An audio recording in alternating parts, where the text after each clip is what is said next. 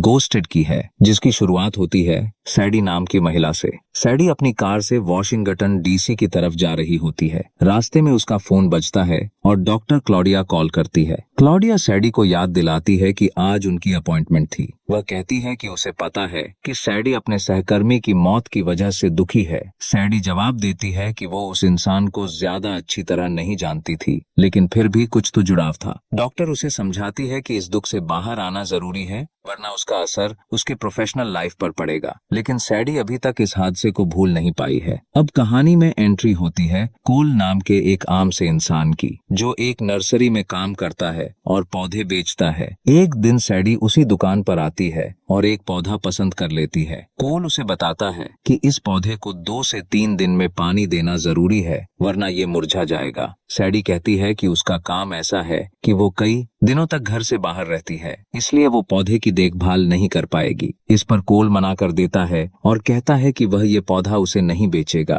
क्योंकि वह नहीं चाहता कि ये पौधा बिना देखभाल के मर जाए। दोनों में थोड़ी बहस हो जाती है, लेकिन तभी एड्रिया नाम की महिला बीच में आती है और वह पौधा सैडी को बेच देती है। जब सैडी पौधा लेकर जा रही होती है तो वह कोल से कहती है कि उसे लगा था कि वो उसका नंबर मांगेगा। कोल मुस्कुराकर जवाब देता है कि वह दुकान पर किसी का नंबर लेने नहीं आता। यह बात सुनकर एड्रिया कोल से कहती है कि उसे सैडी से बात करनी चाहिए और उसे कॉफी पर ले जाना चाहिए। कोल सैडी को कॉफी पर चलने के लिए कहता है और वह मान जाती है। कॉफी डेट पर दोनों के बीच बातें होती हैं। सैडी बताती है कि उसका काम बहुत ट्रैवलिंग वाला है और उसे कई देशों में जाना पड़ता है। कोल बताता है कि उसे फार्मेसी और इतिहास में बहुत दिलचस्पी है। फिर दोनों एक बात पर शर्त लगाते हैं। कोल कहता है कि अगर वह उस सीढ़ी पर सैडी से पहले चढ़ गया तो सैडी को बताना होगा कि वह किस चीज से डरती है। लेकिन सैडी कोल से पहले सीढ़ी चढ़ जाती है और बताती है कि जब वह 6 साल की थी तब वह और उसकी माँ अपने देश से भागकर आए थे।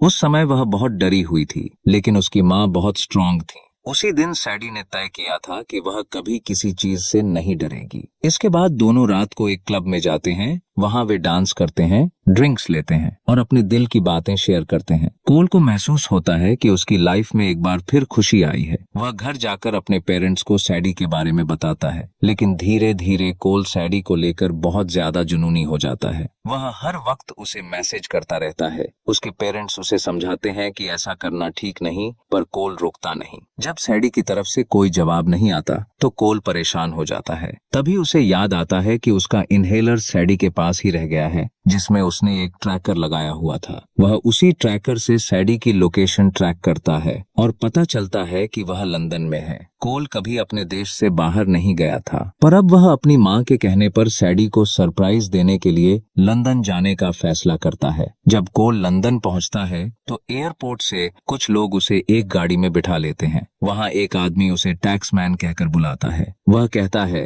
कि कोल ने तुर्की में उनके संगठन का आदमी मारा और अब बर्लिन से लेकर हर जगह उसके चर्चे हैं। कोल हैरान रह जाता है और कहता है कि वह तो एक सीधा साधा किसान है जो अपनी गर्लफ्रेंड को सरप्राइज देने आया है, लेकिन वे लोग उसकी एक भी बात पर विश्वास नहीं करते। कोल उन्हें समझाने की कोशिश करता है कि वह सच बोल रहा है और चाहे तो उसका पासपोर्ट भी चेक कर सकते हैं, मगर वे लोग उसे झूठा समझते हैं और कहते हैं कि उसकी एक्टिंग इतनी अच्छी है कि एक बार को उन्हें भी लगा कि वह सच्चा है। अब वे लोग कोल को टॉर्चर करने की धमकी देते हैं और एक डिब्बा लाकर उसके ऊपर अजीब सा कीड़ा छोड़ते हैं। कोल डर और दर्द में होता है। उसे अब एहसास होता है कि वह किसी बहुत बड़ी साजिश में फंस चुका है, जिसका उससे कोई लेना देना ही नहीं है। वो यहाँ प्यार ढूंढने आया था, लेकिन अब उसके सामने जिंदगी की सबसे बड़ी लड़ाई खड़ी हो गई है। सैडी और कोल को जब दुश्मनों ने पकड़ लिया होता है, तभी अचानक सैडी पीछे से आकर एक हमलावर पर वॉर कर देती है और कोल को एक गन पकड़ा देती है। वह कहती है, मुझे छोड़ दो और बाकी सब पर गोलियां चलाओ। कोल पूरी तरह हैरान रह जाता है और घबराकर सैडी से पूछता है, ये सब क्या हो रहा है? ये लोग कौन हैं? सैडी बताती है कि ये लोग बहुत खतरनाक हैं। इन्होंने असली टैक्समैन को पकड़ने के लिए जाल बिछाया था, लेकिन गलती से तुम उसमें फंस गए। इसके बाद सैडी कोल को अपने बारे में सच्चाई बताती है। वह असल में एक CIA एजेंट है। यह सुनकर कोल स्तब्ध रह जाता है। वह पूछता है कि ये टैक्समैन कौन है और ये लोग मुझे टैक्समैन क्यों समझ रहे हैं। इस पर सैडी झुंझला जाती है और कहती है, इन लोगों को लगता है कि मैं इतनी मूर्ख हूँ कि इनके बिछाए जाल में फंस जाऊंगी। अब दर्शकों को भी समझ आ जाता है कि असली टैक्समैन और कोई नहीं बल्कि खुद सैडी है। सैडी एक एक करके उन गुंडों को मार गिराती है। फिर एक शानदार एक्शन सीक्वेंस में दिखाया जाता है कि कैसे सैडी चलती हुई बस में दुश्मनों को खत्म करती है, मगर एक गुंडा बस के अंदर पहुंच जाता है और सैडी को मारने ही वाला होता है। तभी कोल बीच में आकर उसकी जान बचा लेता है। दोनों वहां से किसी तरह जान बचाकर भाग निकलते हैं। इसके बाद कोल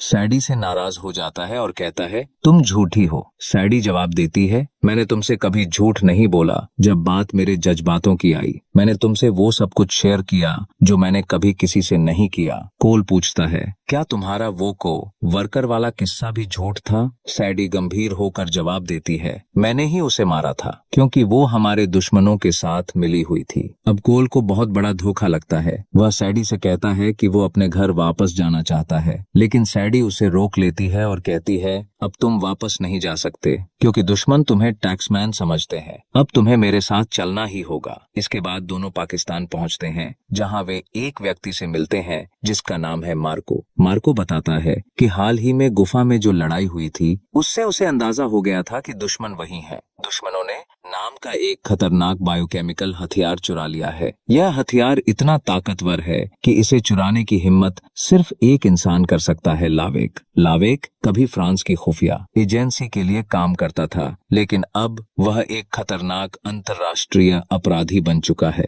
हथियारों की तस्करी, मर्डर और साजिशें सब कुछ उसकी दुनिया का हिस्सा हैं। सैडी कहती है कि उसे लावेक को पकड़ने के लिए मार्को के आदमियों की मदद चाहिए, लेकिन तभी एक रेड शर्ट पहना हुआ व्यक्ति मार्को को पीछे से गोली मार देता है। अब वो सैडी और कोल को पकड़कर लावेक के पास ले जाने लगता है, मगर तभी एक कार वाला उस रेड शर्ट वाले को टक्कर मार देता है और सैडी कोल को बचाने की कोशिश करता है। फिर एक और नया व्यक्ति आता है जो उस कार वाले को गोली मार देता है और अंततः रेड शर्ट वाला ही उस तीसरे आदमी को भी मार देता है। अब तक पूरा माहौल भ्रम और खून खराबे से भर गया है। सच्चाई ये थी कि कोल के सिर पर अब बहुत बड़ा इनाम रखा जा चुका था, $1 मिलियन का। इसलिए दुनिया भर के क्रिमिनल्स उसके पीछे पड़े थे, ये समझकर कि वही असली टैक्समैन है। दरअसल वो खतरनाक बायोकेमिकल हथियार एक खास ब्रीफकेस में रखा गया था जो बिना पासकोड यानी पासपोर्ट के नहीं खुल सकता था। सैडी की को वर्कर एलेना ने उस पासकोड को ढूंढ लिया था, लेकिन उससे पहले कि वो लावेक को कोड दे पाती, सैडी वहां पहुंच गई और उसने वो पासकोड डिस्ट्रॉय कर दिया। अब ब्रीफकेस बेकार हो गया था और बिना पासकोड के किसी के काम का नहीं था। इसके बाद सैडी कोल को बेहोश कर देती है। दृश्य बदलता है और अब हमें लावेक दिखता है जो अपने आदमियों को संबोधित कर रहा होता है।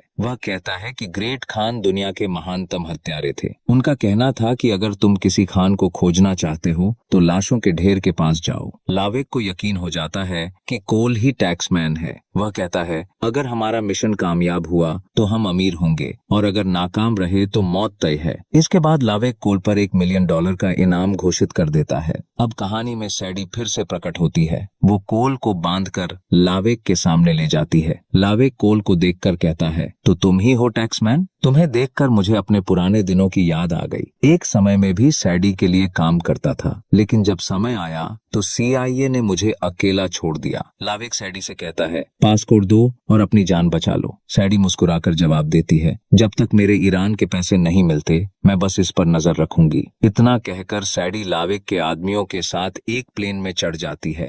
लेकिन अब सवाल ये है, क्या सैडी वाकई लावेक से मिल गई है या ये भी एक और चाल है? क्या कोल सिर्फ एक मुहारा है या अब वह इस गेम का हिस्सा बन चुका है? यहीं से फिल्म एक नए मोड़ की ओर बढ़ती है। प्लेन में जैसे ही लावेक के आदमियों को पता चलता है कि सैडी और कोल आपस में मिले हुए हैं, वहां पर अचानक फाइट शुरू हो जाती है। लड़ाई के दौरान सैडी के पेट में चाकू लग जाता है, जिससे वह अब और ज्यादा लड़ नहीं पाती। ये देखकर कोल तुरंत फैसला करता है। वह सैडी और वाला ब्रीफकेस लेकर प्लेन से कूद जाता है। अगले दिन जब सैडी को होश आता है तो उसे बहुत अच्छा लगता है कि कोल ने न सिर्फ उसकी जान बचाई बल्कि ब्रीफकेस को भी सुरक्षित रखा। उधर जब लावेक को पता चलता है कि टैक्समैन यानी कोल एक बार फिर भाग निकला है तो वह गुस्से से तिलमिला उठता है। अब कहानी में सैडी और कोल फिर से एक दूसरे के करीब आ जाते हैं। मगर अगले दिन सिया और लावेक के आदमी उनकी तलाश करते हुए उनके पास पहुंच जाते हैं। एक ऐसा हालात बनता है जहां सैडी को कोल और ब्रीफकेस दोनों में से किसी एक को बचाना होता है। वह कोल को चुनती है और लावेक के आदमी ब्रीफकेस को ले जाते हैं। इसके बाद सिया कोल को पूछताछ के लिए अपने साथ ले जाती है। वहां कोल को एक स्क्रीन पर एक खास पौधा दिखाया जाता है। कोल बताता है कि यह पौधा अमेरिका में 100 सालों से उगाया जा रहा है।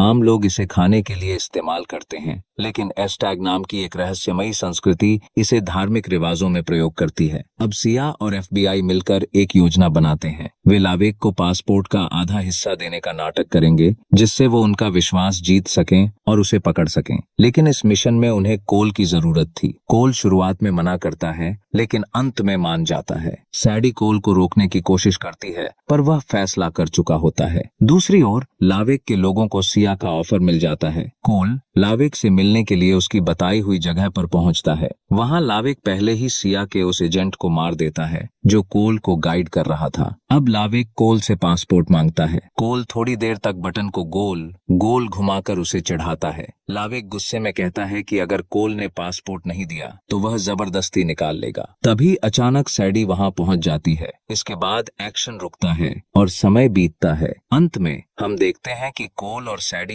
एक साथ खाना खा रहे हैं। दोनों अपनी पुरानी लड़ाइयों को भूलकर एक नई जिंदगी की शुरुआत कर चुके हैं। इसी के साथ फिल्म गोस्टेड खत्म होती है। अगर आपको ये कहानी पसंद आई हो तो ऐसे और वीडियो के लिए हमारे चैनल को जरूर चेक करें। अगली बार फिर मिलेंगे एक और दिलचस्प कहानी के साथ। धन्यवाद।